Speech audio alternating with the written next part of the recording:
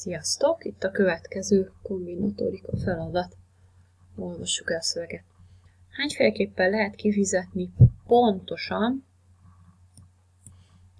tehát visszaadás nélkül 35 forintot 5-10-20 forintos érmékkel?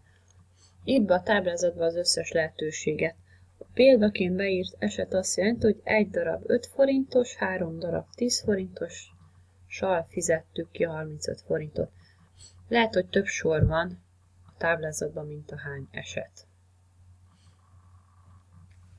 Jó, tehát az információnk, hogy pontosan ki kell fizetnünk a 35 forintot, és csak ezeket az érméket használhatjuk fel.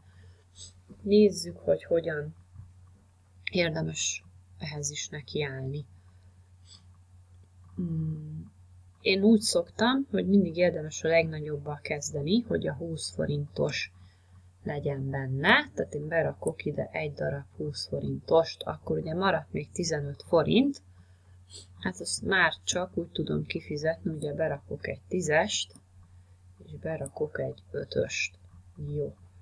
Ugye egynél több 20 forintos nem tudok belerakni, ezért megnézem ezeknél az összes esetet, tehát berakok egy 20 forintost, és a maradékot pedig kifizetem 5 forintossal, tehát 15 forintot kifizetek 5 forintossal, akkor az 3 darab. Jó, lehet-e még másképp? Hát nem lehet, mert ugye a 10-esből nem tudok többet emelni, tehát nincs több olyan, amikor 20 forintosból van. Akkor berakom, hogy legyen 0 darab 20 forintos. Megyek tovább. Akkor 10 forintosból volt már 3, ugye az a max, ugye annál többet nem fizethetek ki, úgyhogy lerakom 2-re. Akkor az ugye 20 forintnak felel meg, tehát még maradt nekünk 15 forint, amit megint kifizetek 5 forintossal.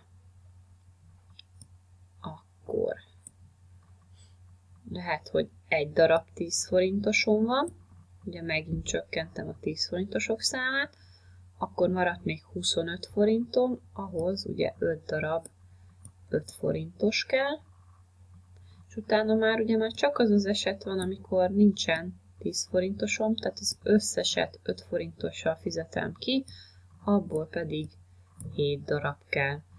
Megnézzük, hogy ez összesen hányat írtam, 1, 2, 3, 4, 5, tehát megvan az 5 megoldás, kész van a feladat.